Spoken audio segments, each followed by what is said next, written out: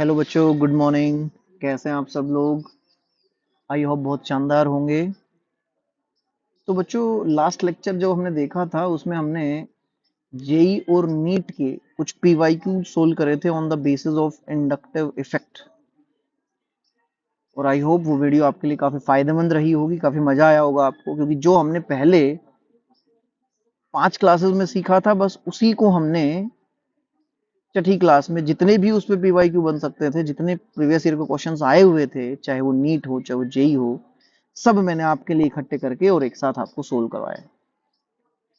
और यदि आप लोगों से हुए होंगे तो बहुत बेहतर मजा आया होगा, कॉन्फिडेंस भी बिल्ड हुआ होगा।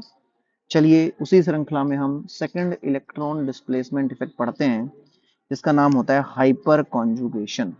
हाइपर कॉन्जुगेशन में हम पढ़ने क्या क्या वाले हैं? सबसे पहले डेफिनेशन की बात करेंगे, कंडीशंस की बात करेंगे कि सर हम कैसे पहचानेंगे किसी भी सिस्टम में हाइपर कॉन्जुगेशन होगा या नहीं होगा, टाइप्स की बात करेंगे, प्लस एच इफेक्ट और माइनस एच इफेक्ट, एप्लीकेशन की बात करेंगे कि क्या क्या एप्लीकेशंस हैं हाइपर कॉन्जुगेशन की। चलिए, सबसे पहले हाइपर कॉन्जुगेशन को और भी काफी सारे नामों से जाना जाता है।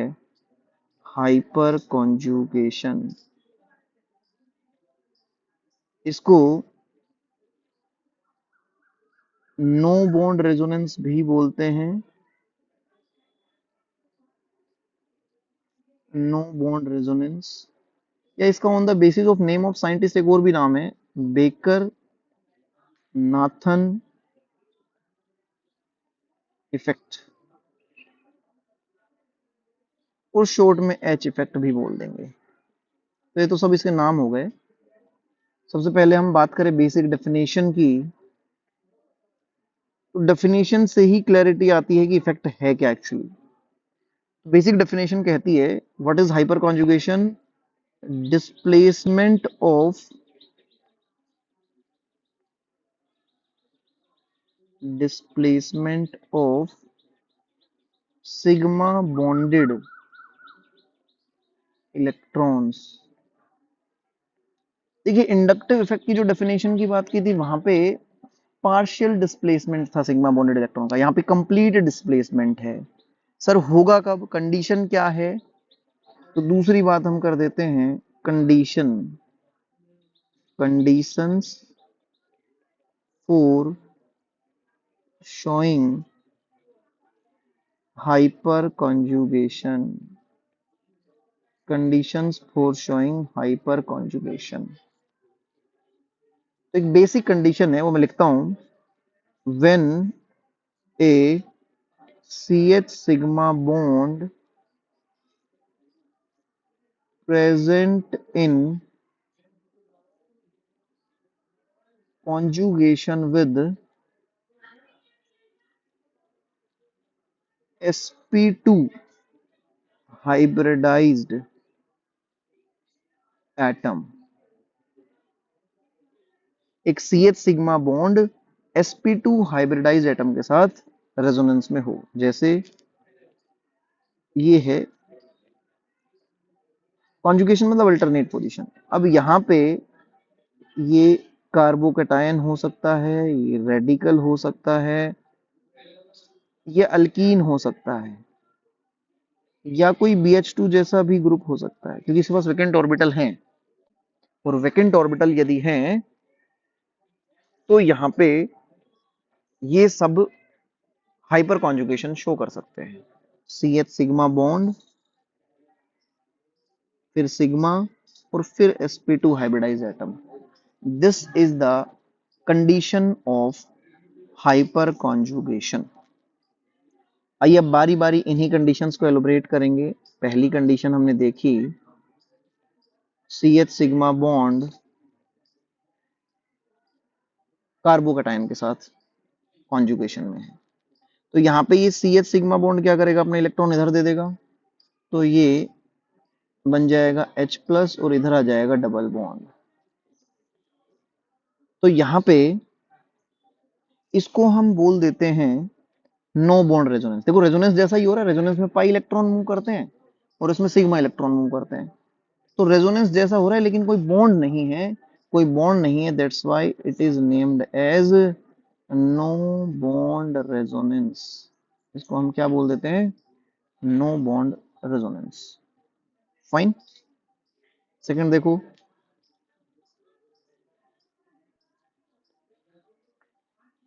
यहां पे यदि हम रेडिकल ले लें तो अब एक इलेक्ट्रॉन चाहिए इसको, एक तो इसके पास है तो एक इलेक्ट्रॉन की मूवमेंट होगी, तो ये बन जाएगा H रेडिकल, यहां पे डबल बॉन्ड CH2। अब समझिए, जो काम इसने किया वो ये दोनों भी कर सकते हैं, सिमिलरली जो काम इसने किया वो ये दोनों भी कर सकते हैं। तो यहां पे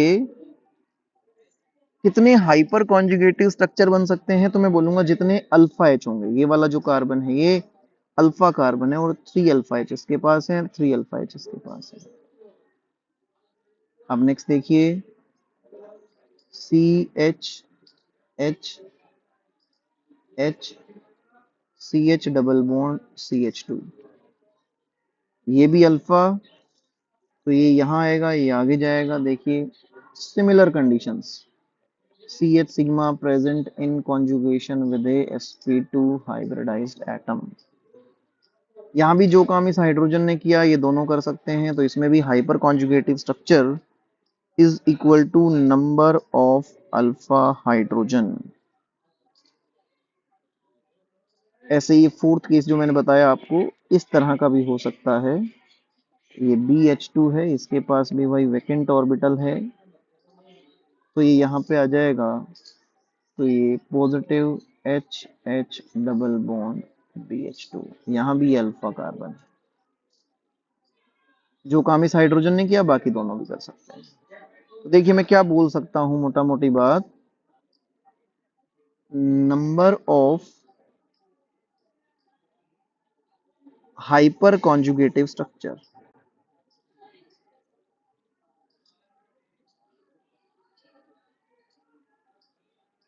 is equal to number of alpha H, number of hyperconjugative is equal to number of alpha H. यदि total number of resonating structures पूछी जाएं, हाइपर कॉन्जुगेटिव स्ट्रक्चर कह दूं या मैं कह दूं number of no bond resonating structures, no bond, इसी हाइपर कॉन्जुगेशन को ही कहते थे। दूसरी बात, इसमें यदि ये पूछ लिया जाए total number of resonating structures तो मामला अलग होगा, total number of resonating structures, तो ये हो जाएगा number of alpha H plus 1। यदि टोटल रेजोनेटिंग स्ट्रक्चर्स पूछी जाएंगी तो अल्फा एच में एक जोड़ना पड़ेगा, हाइपर कॉन्जुगेटिव स्ट्रक्चर पूछी जाएंगी तो नंबर ऑफ अल्फा एच के बराबर होगा। आ रही है बात समझ? बताइए इस बात में कोई दिक्कत हो तो। अब इसमें जो हाइपर कॉन्जुगेशन हमने देखा, कि जितने भी केसेस हमने देखे इन सब में CH सिग्मा बॉन्ड था और वो किसके साथ कॉन्जुगेशन में था, वैकेंट p ऑर्बिटल के साथ। तो ये मैं नाम लिख देता हूं इन सब में। इस वाले में तो ये जो है सिग्मा बॉन्ड कॉन्जुगेशन में है वैकेंट ऑर्बिटल के साथ, इसमें इसमें वैकेंट p खाली है, यहां भी ये पार्शियली फिल्ड है भाई, तो सिग्मा बॉन्ड कॉन्जुगेशन में है partially field p orbital. Alkyne के केस में यदि हम बात करें तो यहां सिग्मा पाई स्टार, इसके पास तो पाई स्टार में खाली होगा, सिग्मा पाई स्टार कॉन्जुगेशन इसको कह सकते हैं। और BH2 वाला केस सिग्मा और यहाँ पे वैकेंट p के साथ ही कॉन्जुगेशन है। तो ये तो हमने ऑर्बिटल्स की बात कर दी, ठीक है। अब हम टाइप्स की यदि बात करें तो वही सेम फॉर्मेट यहाँ पे हमें देखने मिलेगा। यदि इलेक्ट्रॉन देने वाला ग्रुप होगा तो प्लस एच, इलेक्ट्रॉन खींचने वाला ग्रुप होगा तो माइनस एच। इलेक्ट्रॉन देने वाले के लिए हमें सी एच सिग्मा बॉन्ड चाहिए। कार्बन हाइड्रोजन का बॉन्ड अपने सिग्मा बॉन्ड के इलेक्ट्रॉन डोनेट कर सकता है। इलेक्ट्रॉन विड्रॉइंग के लिए कोई भी कार्बन के साथ यहाँ पे फ्लोरीन, क्लोरीन, ब्रोमीन ऐसा चल सकता है, मोर इलेक्ट्रोनेगेटिव एटम, ताकि वो सिग्मा बॉन्ड से इलेक्ट्रॉन खींच ले। तो देखिए सबसे पहले यहाँ पे हम प्लस एच और माइनस एच इफेक्ट की बात कर देते हैं। तो हमने बोला कि ये कौन शो करेगा, shown by electron donating group. ये कौन शो करेगा, shown by electron withdrawing group. अब डोनेट के लिए C H sigma bond having group,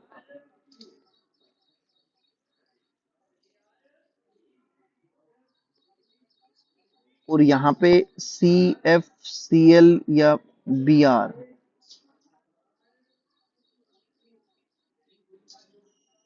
sigma bond having group.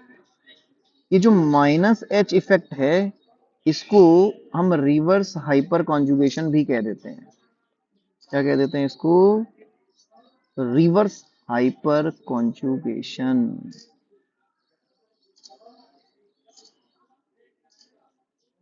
Reverse hyper conjugation, इसके एग्जांपल्स की यदि हम बात कर दें, मिथाइल,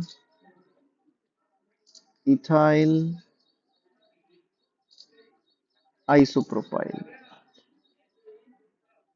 इसमें भाई CF3, CCl3, CBr3 ज्यादा प्रोमिनेंटली तो देखने को मिलेगा इन दोनों में ही, क्योंकि फिर आगे साइज, ऑर्बिटल्स के साइज में मिसमैच हो जाता है तो अच्छा बॉन्ड नहीं बनता है, इसलिए नहीं देखने को मिलता है। ठीक है जी। एक और खास बात, यहां पे हम कार्बन हाइड्रोजन का बॉन्ड तोड़ रहे हैं, तो ऑर्डर ऑफ हाइपर कॉन्जुगेशन यदि मैं देखूं, प्लस एच इफेक्ट की बात करूं, तो सबसे ज्यादा CH3 का होगा, फिर CD3, फिर CT3, क्योंकि जो बॉन्ड एनर्जी है वो CH की सबसे कम है, CD की फिर CT। तो बॉन्ड जो जल्दी टूट जाएगा उसका हाइपर कॉन्जुगेशन में पार्टिसिपेशन जल्दी होगा और वो ज्यादा स्टेबिलिटी देगा। Getting my point. ये हम पीछे वाइब्रेशनल थ्योरी में भी बात कर चुके थे। बात करते हैं एक hyper conjugation, reverse hyper conjugation का भी हम केस ले लेते हैं। रिवर्स हाइपर कॉन्जुगेशन, ये अनायन शो करता है जी। इसमें इलेक्ट्रॉन खींचना है ना, तो कटायन तो दे नहीं पाएगा, तो यहां पे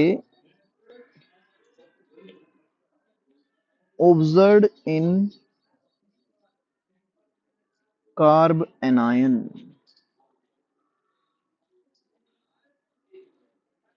तो ये यहां आएगा, ये यहां आएगा। देखो वैसे ही सिग्मा बॉन्ड के इलेक्ट्रॉन की मूवमेंट है, बस इस बार मोर इलेक्ट्रोनेगेटिव एटम था तो माइनस एच इफेक्ट बोल दिया। तो ये तीनों Cl इस तरह के हाइपर कॉन्जुगेटिव स्ट्रक्चर्स बना सकते हैं। बात करें एप्लीकेशन की, application of hyper conjugation effect, तो इसमें तीन बातें हम करेंगे, stability of cation, stability of anion और स्टेबिलिटी ऑफ रेडिकल,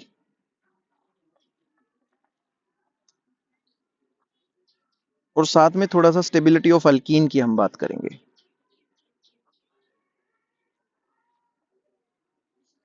देखिए सबसे पहले मैं कैटायन का ही एग्जांपल लेता हूं। हम क्या क्या देखेंगे इसमें? Stability of cation. अनायन की बहुत ज्यादा बात नहीं करेंगे।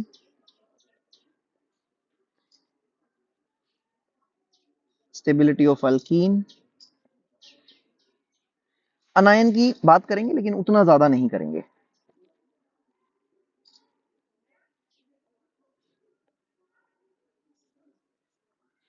ये सिर्फ रिवर्स हाइपर कॉन्जुगेशन में ही देखने मिलेगा।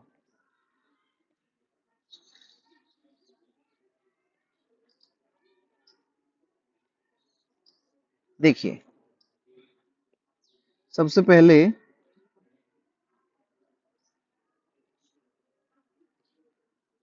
स्टेबिलिटी ऑफ कार्बोकैटायन और रेडिकल्स के कुछ क्वेश्चन करते हैं। फर्स्ट,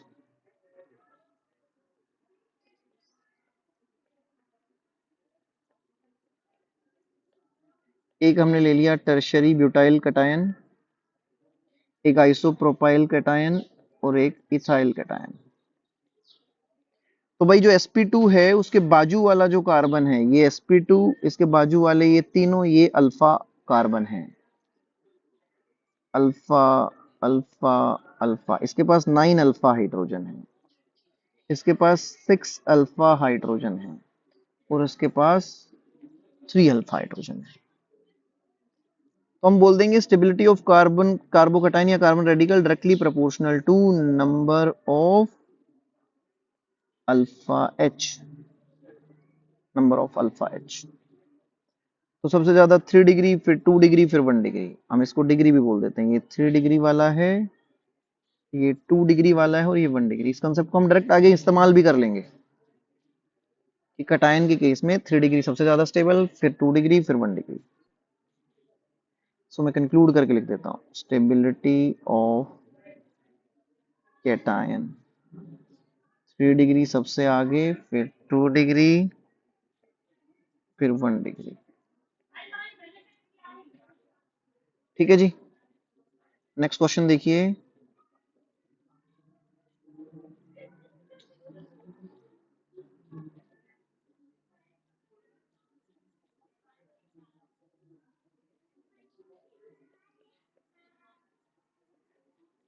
यहां देखिए पहले वाले में कितने अल्फा एच हैं? इसमें ये अल्फा, इसमें alpha alpha alpha alpha alpha. तो यहाँ पे 3 ऊपर, सॉरी ऊपर तो ये खुद है, यहाँ पे 1 अल्फा एच है, इसमें 3 यहाँ पे, 2 यहाँ पे, 2 यहाँ पे, 7 अल्फा एच है और इसमें 4 अल्फा एच।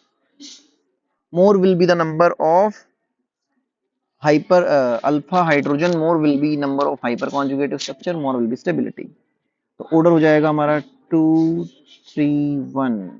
क्या ऑर्डर हो जाएगा? 2 3 1। तीसरा देखिए, थर्ड क्वेश्चन हमारे पास है रेडिकल की। यदि हम बात कर दें, रेडिकल कैटायन जैसा ही एकदम बिहेव करता है। ये लीजिए, तो इसमें भी सेम ही सिनेरियो देखने को मिलेगा। तो इसमें भाई 3 alpha H, 6 alpha H, 9 alpha H. तो ये यहां पे आएगा इस तरह का। हम बात करें स्टेबिलिटी ऑफ अल्कीन की,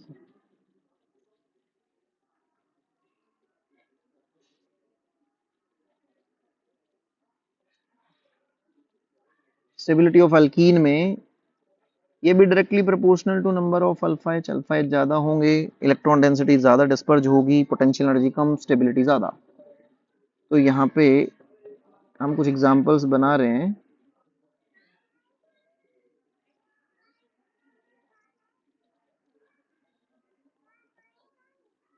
ये 12 अल्फा एच, 9 अल्फा एच। अब ये 6 अल्फा एच वाले 3 केसेस हैं। 6 अल्फा एच, फिर से 6 अल्फा एच, इसमें ये ट्रांस वाला हमने लिया,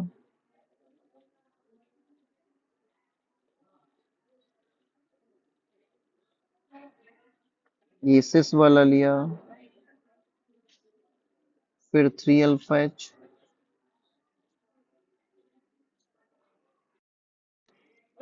और फिर 0 अल्फा एच।